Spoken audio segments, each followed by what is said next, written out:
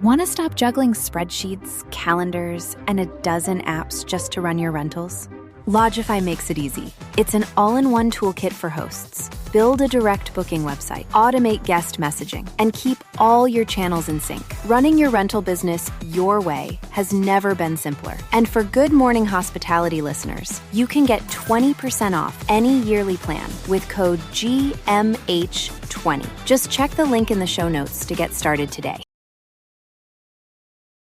Welcome to Good Morning Hospitality, your one-stop shop for the latest news, noteworthy trends, and thought-provoking discussions across the industry. From hotels and short-term rentals to all things travel and hospitality, you'll find each episode equips you with the information that you need to start your week. Join us on Good Morning Hospitality every Monday, wherever you get your podcasts.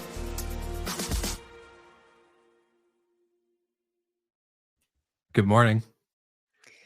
Good morning. Happy Monday. Happy Monday. There we go. I was going to let somebody else have it today. We are passing it around. Yeah, Brandy usually always beats me. It's classic morning, and she's always on top of it. I know. I thought I'd let you I was ahead of you. It's cheating.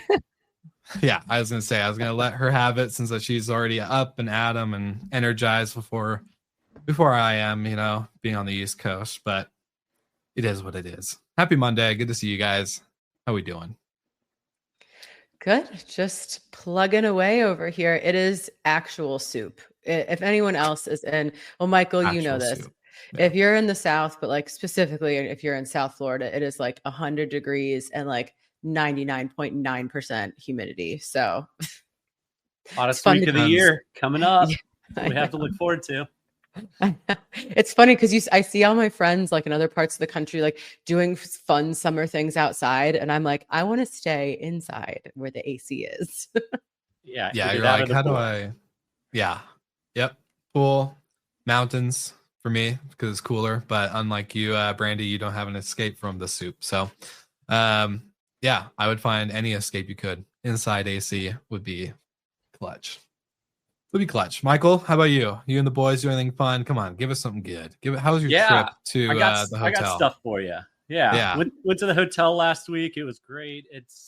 We're up on a mountain, which was probably 10 degrees cooler than down in the valley. It was like 65 degrees walking up the mountain in the morning. So fantastic. What a reprieve. And then Saturday, we did a much belated birthday party for Oliver. So that was fun. And then yesterday was my birthday. So had a good day.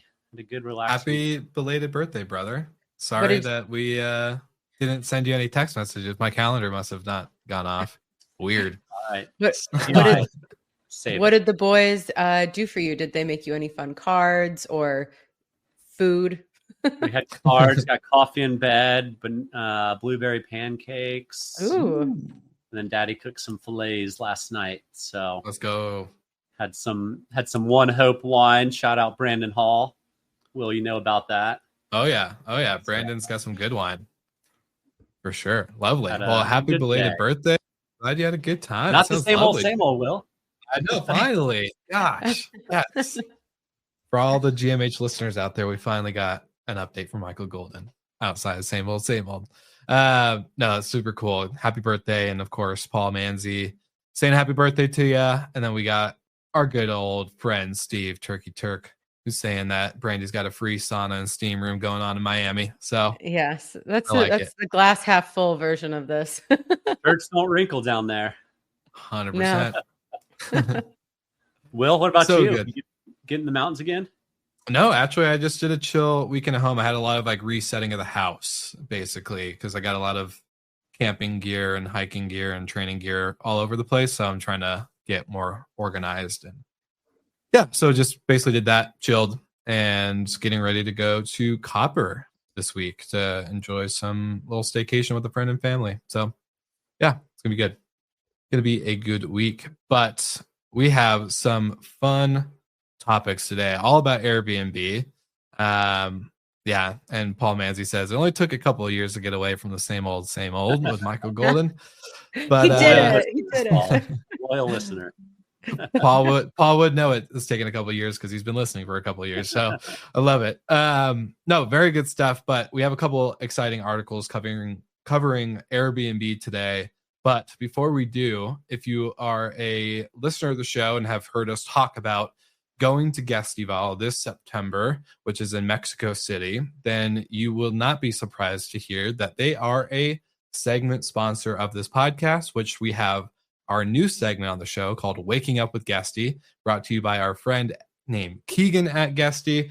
We're really excited to have this new morning segment every Monday. And so without further ado, Keegan, take it away. Thanks, you guys, and welcome to Waking Up with Guesty. I'm Keegan Cotton, the Director of Technical Program Management here at Guesty, and I'm here with my first tidbit for you, the top 5 reasons for why I think you should go to Guestival 2025. Number 1, it's hosted in Mexico City, one of the top 10 cities in the world for food, super easy to Uber around, and if you don't speak Spanish or solo un poco, you can get around because it's a very big touristy city, so there's a lot of folks that speak both English and Spanish. Number 2, not only will we have key players from the different major OTAs that Guesty connects with, but we'll also have a number of vendors who started themselves as property managers and actually built some really impressive tools out on top of the Guesty platform to absolutely maximize their performance. Number 3, this is a big one, networking with every type of host that comes to Guestival. This isn't a stuffy conference where you get put into conference rooms and just watch from the crowd and don't talk to anyone around you. This is a networking first conference. You can meet hosts that are just getting started, that went from having a handful of properties to really managing full time. Even folks have grown so large that they've been bringing a full team to manage on their behalf. We'll actually be facilitating roundtable discussions at the conference where you can sit across from your fellow property managers and actively discuss some of the harder hitting issues that are facing the industry today. Number 4, we'll actually have the largest PMC in the US, Casa Go, speaking at the conference, so always good to see how it's being done. And number 5, I will actually be at Guestival myself with members of the TPM team, ready to sit down with customers to go through their Guesty configuration one-on-one and make tailored recommendations for how we think you can perform best in your geo with your inventory. If you've already purchased your ticket to Guestival, we'll be reaching out a little bit closer to the event to get those meetings scheduled. And if you haven't bought your ticket to Guestival yet, after these 5 reasons, what are you waiting for? Jokes aside, we'd love to see you in Mexico City. But for now, back to the podcast. Over to you. All right, Keegan, thanks for that. And yes, we're very excited for Mexico City as we are getting ready to have some fun in the sun. So shout out to one more reason. I would also say another great reason to go is that Guesty usually throws a really awesome closing party. So just throwing that out there as well. There's usually 100%. A lot of dancing. Yes, I can't wait. I can't wait to shake it. It's going to be shaking it off like Taylor Swift invented the words, you know? So yeah, it's going to be really good. Definitely can't wait to see everyone there. Grab your tickets. The links will be in the show notes. And if you're watching on the live, you can grab the link within our LinkedIn page and YouTube as well. All right, gang, let's jump in. All things Airbnb this week. Golden, Brandy, who wants to take it away? Yeah, I'd love to kick it off first because it's not too often that I'm completely in agreement with Airbnb and will completely back them. But they are getting sued by the state of California for alleged price gouging following the wildfires in January. But guess what? Airbnb doesn't make the prices, so you can go ahead and ball this one up and throw it out. That makes absolutely no sense, California. You clearly know literally nothing about the industry. So Airbnb, I got your back on that one. There's another one that we'll talk about in a second that I don't have your back on. But any thoughts on that to cap it off, Will and Brandy? Yeah, I think that the pricing, I mean, this is just one of those continuous problems that the industry has where people think that Airbnb is the product, right? But Airbnb is just the service or the marketplace connecting you to the product.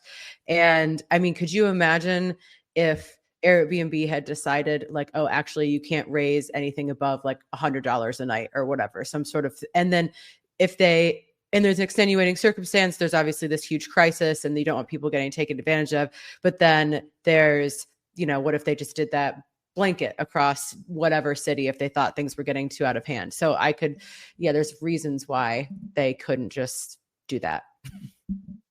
Yeah, but I was going to say that's also kind of Airbnb. This is on Airbnb, not for the price gouging piece, but this is on Airbnb for making themselves the Kleenex of the industry, right? Where they become everything and they are like, we are Airbnb. We're Airbnb. Or I'm an Airbnb host. I'm an Airbnb host. Everyone thinks, oh, how are you competing against Airbnb when you tell them that? They're like, what are you talking about? I'm on their platform. I'm not competing against them. So there are a lot of people, I think, that are very confused on the difference between a host and Airbnb itself. And that is on Airbnb. That is on them as a marketing machine. They created that message. That's a great take. That said, a lawyer in a courtroom is going to be like, that's not our business. 100%. Crash it. 100%. Legally, it's nothing. But just from a society, right. Yeah. Yeah, I get that take for sure. Let's go to somebody. Somebody has to be responsible for these fires, and it's going to be Airbnb. Now, also in the Skift article, which I won't take Airbnb's back on, Airbnb fell short of actually verifying verified properties on Airbnb. The state is alleging 2,000 to 3,000 properties. Oh, sorry, wrong section. Verified hosts are basically stating the wrong property. They don't even own the property. It's at the wrong address. It's miles away. It could even be in a different city. And so California gave a number of examples of these in the lawsuit. And it's just simply, it's not a good look for the industry. If you're saying these are verified homes, you can trust us. And that person doesn't exist, that property doesn't exist, or it's in a town miles away, or it's 3 streets over. I mean, we all know that in a city, things can change from safe to unsafe in blocks.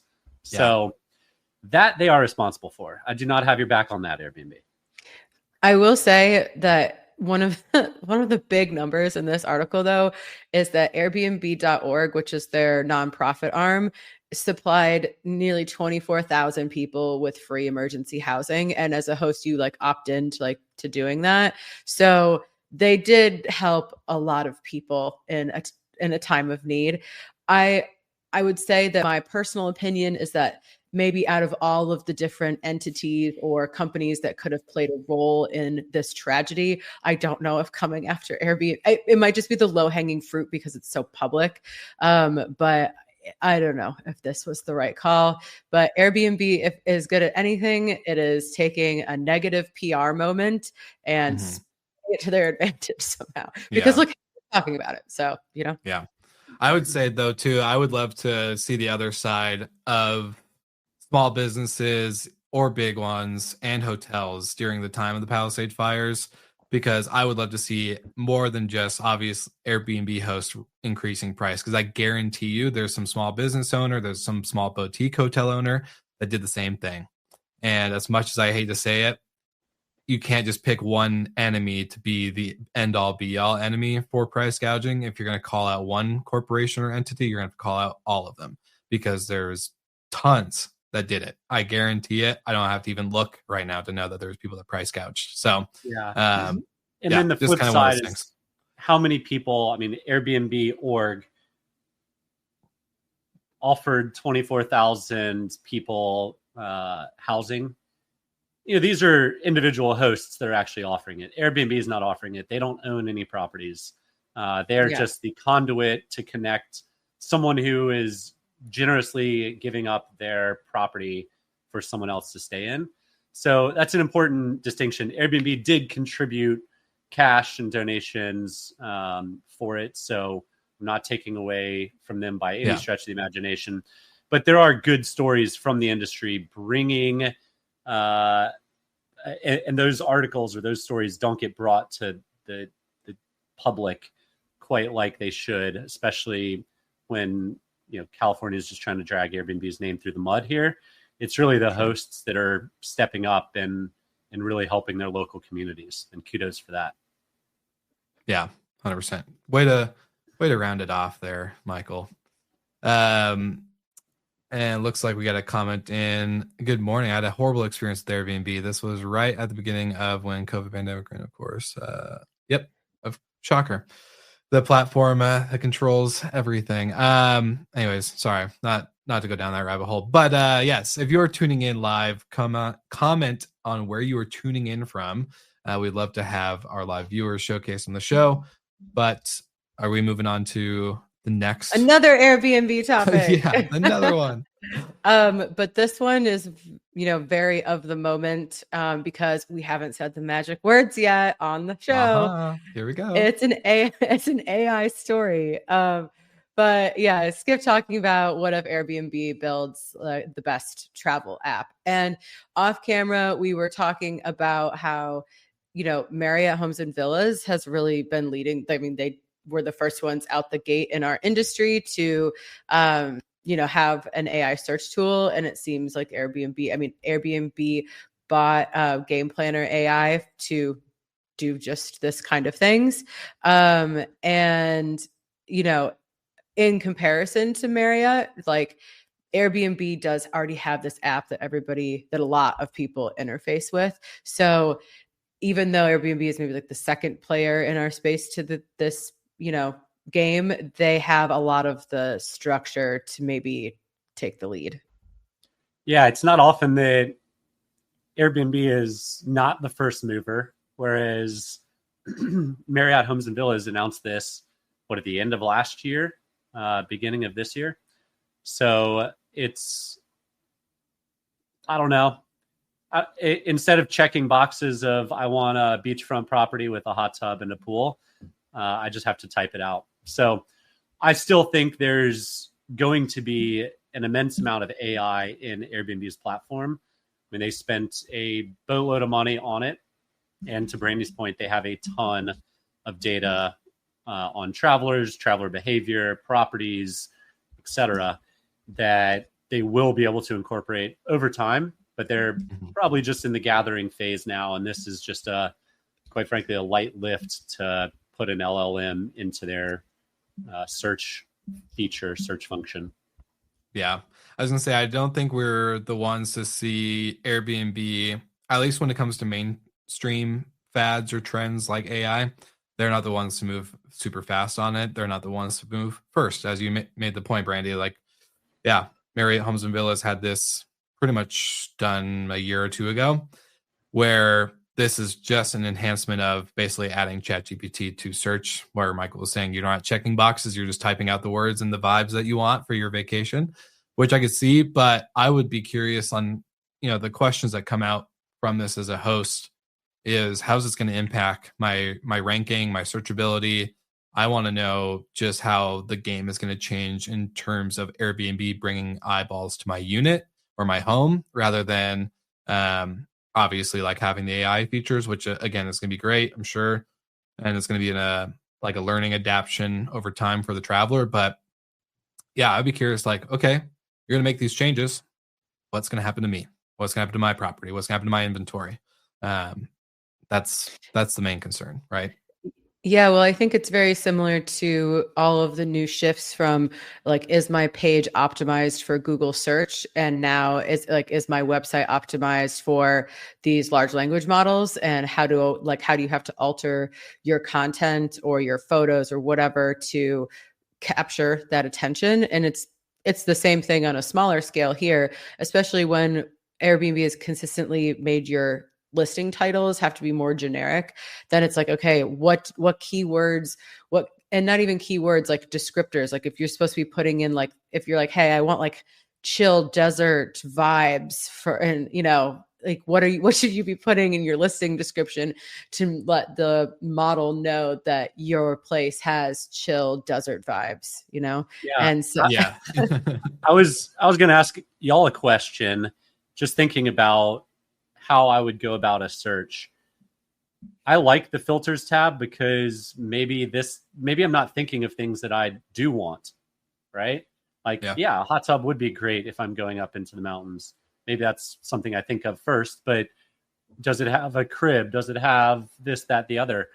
I'm not going to sit there and type in the LLM, I want a 4-bedroom, 2-story, master on the main house with this, and this. I'm not going to think of all that. I'm just going to search it and then like kind of filter from there. Am I off base in saying I'd rather just check a couple boxes on filters than like think of all the things that I think I want? Yeah, it's this is where you come up with those friction points with the new technology, right? Because the old way of just clicking on filters seems to be faster and more efficient, but maybe we just haven't really learned how to prompt appropriately yet. Like, but yeah, that's also kind of, I understand where these OTAs are trying to first like implement AI because you have to at this point, like to continue relevance, but also this might not be the best function of AI. It was just kind of something that was an easy, not necessarily easy. I have no idea how difficult this was, but like this was a first mover option of like, hey, this is how we can get AI into the platform in a way that's not a chatbot.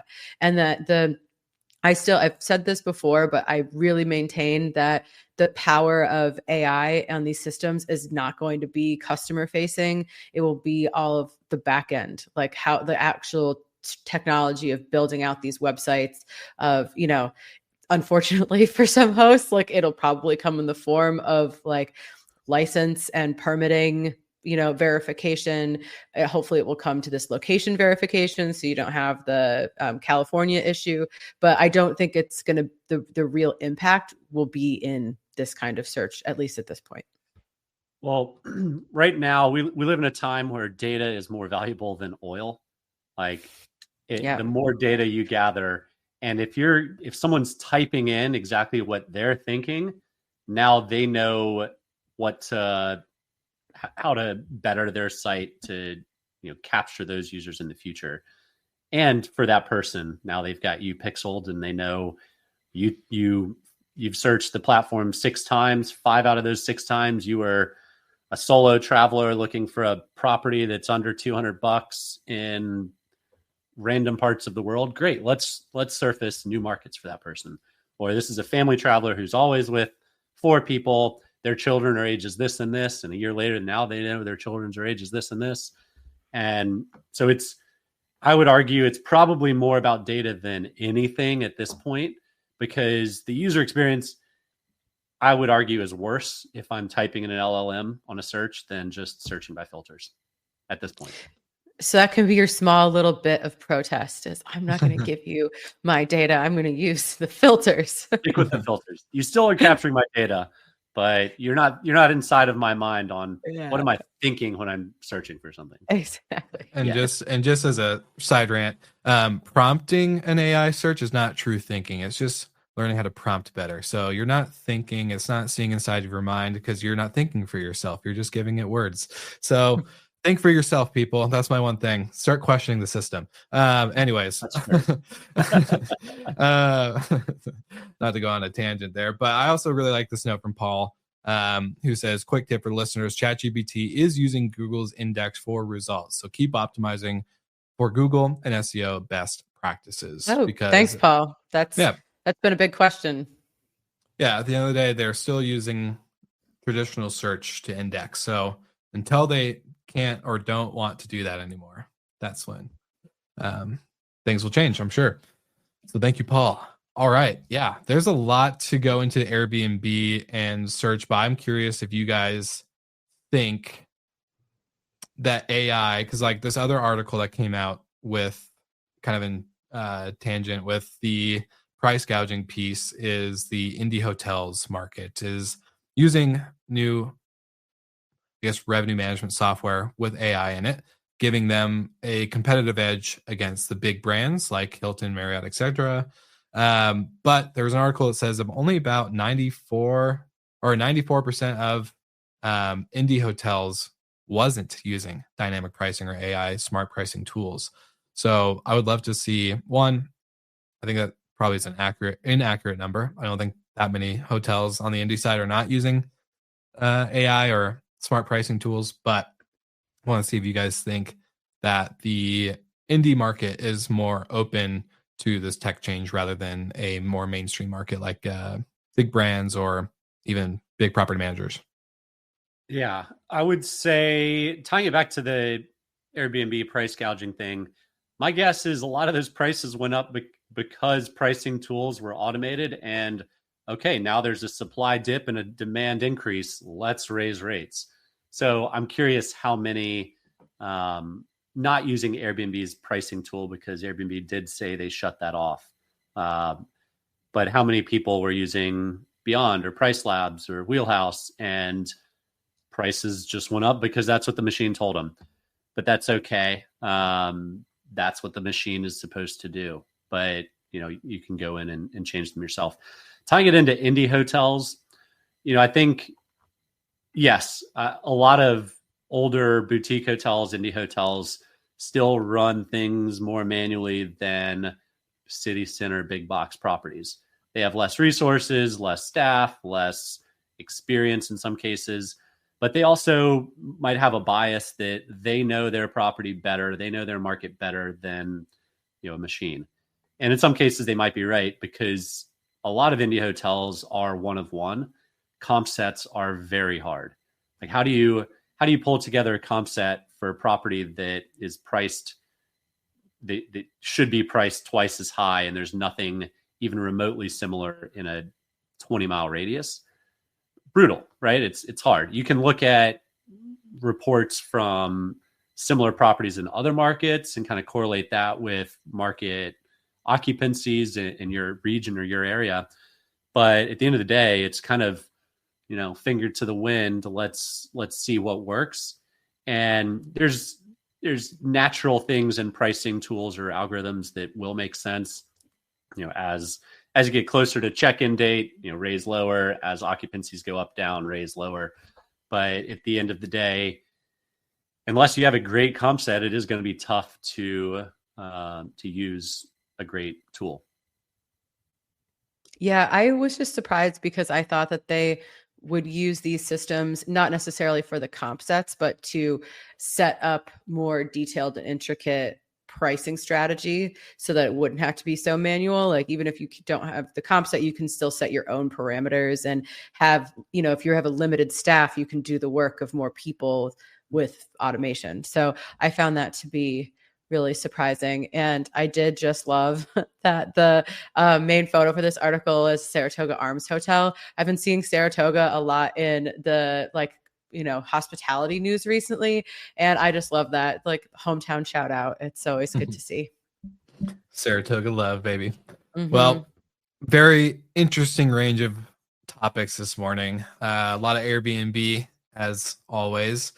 They seem to not be able to keep themselves out of the news, but they do give us content. I'll give them 100%, that. 100%. I love it. But interesting stuff. A lot of stuff to keep an eye out. And of course, like always, shout out to our live viewers. We thank you, Paul Manzi, Alex Gillen, and of course, Steve Turk. Thanks for tuning in, everybody. And yeah, anything upcoming for you guys this week that we should be looking out for, tuning in? You guys, anything you're excited about? Anything? Come on. I'm going up north, so I'll finally get a reprieve. Although apparently it's also really hot up there too. So yeah, there's some exciting things happening. More to come this week. Yeah, more to come. Something's coming. Oh my gosh. What could it be? I love it. Well, thank you both. You too. It's always great to see you on Monday mornings. And just a shout out to Keegan and the Guesty team. I love our Waking Up with Guesty segment now. So thanks for being a part of the show. And like always, like and subscribe to everything Good Morning Hospitality. We'll see you guys on the next one.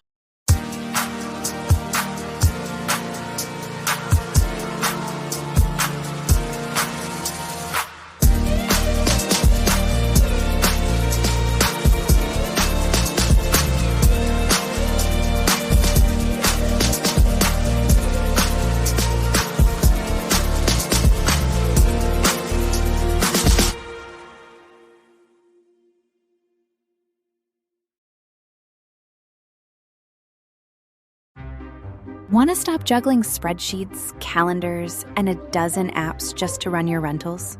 Logify makes it easy. It's an all-in-one toolkit for hosts. Build a direct booking website, automate guest messaging, and keep all your channels in sync. Running your rental business your way has never been simpler. And for Good Morning Hospitality listeners, you can get 20% off any yearly plan with code GMH20. Just check the link in the show notes to get started today.